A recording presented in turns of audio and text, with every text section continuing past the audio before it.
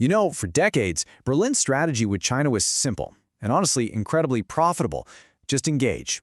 German engineering, their cars, their machines, their chemicals basically powered China's economic miracle. And in return, China's massive market fueled Germany's own economic engine. But today, that simple answer has become an impossibly complex, high-stakes question. And this really is the tightrope Germany is walking right now. How does Europe's industrial powerhouse balance its relationship with its #1 trading partner, China, against its foundational security alliance with the United States? It's a huge choice, and one that's going to define the future of Germany, and you could argue all of Europe. So to really get our heads around this, we're going to break the story down. First, we'll look at the boom years, the Golden Handshake. Then we'll see how cracks started to appear in that foundation. After that, we'll cover the massive wake-up call from Russia, unpack Germany's new strategy, and finally, take a look at what the future might hold. All right, let's start back in the era of Chancellor Angela Merkel. The guiding philosophy back then had this catchy German name, Wandel durch Handel, which basically means change through trade. The idea was pretty straightforward. If we deeply integrate China into the global economy, it'll become a more open, more predictable partner. And for a long time, wow, it looked like a spectacular success. The relationship just took off at a dizzying pace. High-level government meetings became a regular thing. Chinese infrastructure money started flowing toward German ports. And then, by 2016, the economic reality was just undeniable. China had officially overtaken the United States as Germany's single most important trading partner. This quote just says it all, doesn't it? It really captures the mood of the time. German corporate leaders weren't just optimistic, they were completely all in. For the huge players like Daimler, Volkswagen, and BMW, the Chinese market wasn't just some other place to export to, it was becoming just as vital as their home market in Germany. And what's so fascinating is just how much of this was driven by a few big players. Get this, between 2018 and 2021, just 4 German industrial giants, the big car makers and the chemical company BASF, were responsible for over a third of all European investment going into China. This wasn't some broad-based thing. It was led by a handful of titans. And this number, this really drives home the sheer scale of the dependence. By 2021, the numbers were just staggering. For every 3 cars that rolled off a German production line anywhere in the world, 1 of them was headed straight for a showroom in China.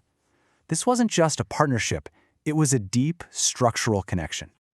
But a story that seems this perfect, this much of a win-win, was bound to start unraveling. The view of China as just a friendly customer and partner began to clash with a new, much harsher reality. China was also becoming a very powerful strategic competitor. The first real shock to the system, the first big wake-up call, came in 2016. A Chinese company bought KUKA, a world leader in industrial robotics, and one of Germany's high-tech crown jewels. And suddenly, people in Berlin had this startling realization. Chinese companies weren't just buying German products anymore. They were buying the German companies that made them, and getting all that critical technology in the process. And this really gets to the heart of why the KUKA deal was such a lightning rod. When German officials took a hard look at China's industrial strategy called Made in China 2025, they saw a mirror image of their own Industry 4.0 plan. It became clear that China wasn't content to just be the world's factory, it wanted to dominate the exact same advanced industries that were the bedrock of the German economy. This whole tension just boiled over in the debate about the port of Hamburg. The Chinese state-owned shipping giant COSCO wanted a major stake. The US and Germany's own security agencies were waving red flags, worried it would give Beijing strategic leverage over critical infrastructure. The result? A classic German compromise. COSCO got its stake, but it was capped at 24.99%, just shy of the 25% that would have given it real power. It was a perfect example of trying to have your cake and eat it too. But then, an event hundreds of miles to the east happened that completely transformed the debate in Berlin. Russia's full-scale invasion of Ukraine in 2022 served as a brutal, painful lesson in the dangers of economic dependency. And this quote from senior intelligence officials, wow, it is just incredibly telling. As Russia basically turned off the gas taps and weaponized its energy supply, a really chilling parallel became obvious inside Germany's security community. That deep technological dependence on Chinese firms like Huawei for their critical 5G networks, it started to look just as dangerous as the energy dependence on Russia had been. This was the moment of the Zeitenwende, a historic turning point. The shock of Russia's actions completely shattered that old, comfortable belief in change through trade. It forced this painful national reckoning, and for the first time, created the political will to really confront the risks of being too dependent on a single authoritarian power. Now, let's be super clear about what this means. De-risking is not decoupling. The German government doesn't want to stop doing business with China. No way. Instead, the whole goal is to identify the most critical vulnerabilities, think telecoms, raw materials, medical supplies, and reduce that dependence so that Germany can't be blackmailed or crippled if a supply chain gets cut. It's about building resilience. And if you want a perfect example of a critical dependency, look no further than 5G. This chart shows just how deeply embedded Chinese technology had become. By 2022, a whopping 59% of Germany's 5G radio network, the stuff that actually connects our phones, was supplied by Huawei and ZTE. I mean, that's a massive potential security risk, not to mention a huge headache for the telecom companies. So after years and years of debating and delaying, Berlin finally acted. The decision on Huawei came with these staggered deadlines. First, all Chinese parts have to be ripped out of the most sensitive core of the network, the system's brain, by the end of 2026. Then they have a longer deadline, to 2029, to replace key systems in the wider radio network. It's a balancing act, right? Trying to fix the immediate security problem without bankrupting the companies who have to do all the work. So, that brings us to today. How is this new government strategy of de-risking colliding with cold, hard economic reality? Especially for Germany's most important industry, the one that started this whole story.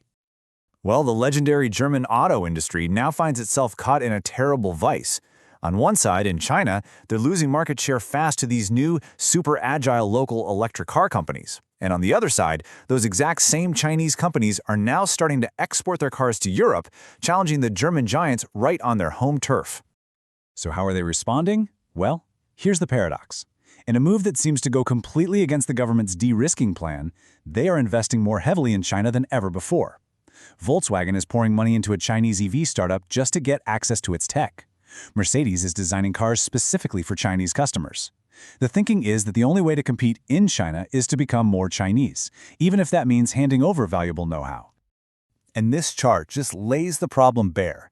In the old world of gasoline cars, German brands were kings, holding a solid 20% of the Chinese market. But in the new, fast-growing world of electric vehicles, their share is a tiny 4%. They're absolute masters of a fading technology, and they're struggling to catch up in the new era. So where does all this lead?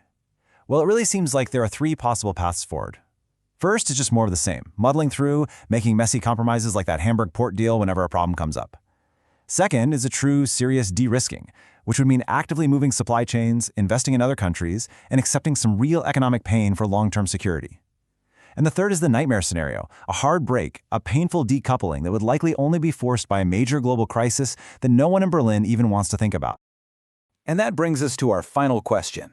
That old model of change through trade, the one that worked so well for so long, is clearly broken. The challenge now is whether Germany, caught between the huge economic gravity of China and the vital security pull of America, can actually forge a new path, one that protects both its prosperity and its safety in what's become a much more dangerous world. Or is it already too late?